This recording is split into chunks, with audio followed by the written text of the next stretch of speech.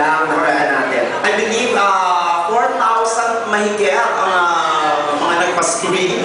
Really? Oo. 4,000? Oo, kaya lang, ilan lang, syempre 10 lang ang nakalusot. Oo. Yung isang ang kumanta kanina, sumali yun. Oo, nagpa-screen yun. Oo. Tapos tinakpan siya ng screen. Quarantine pala.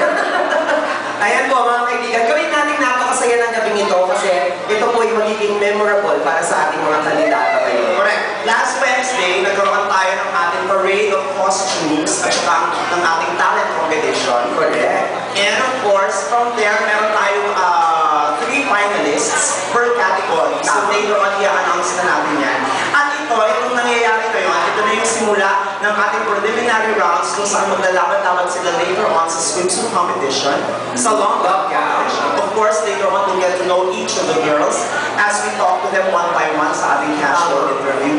And from there, malalaman na natin kung sino ang 5 na papasok sa ating Magic 5. Yan. Tapos from the Magic 5, of course, we'll be giving out who the winners are. Let's start with the 4th princess, Our 3rd princess, 2nd princess, our 1st princess, and of course, the 2009 sitcom queen. correct. I'm sure lahat kayo may kanya-kanyang bets and I'm sure yung iba may talagang binakong mga supporters para syempre ma-boost ang kanilang confidence. So later on, habang rumarapa, feel free to cheer for the candidate you like. Diba?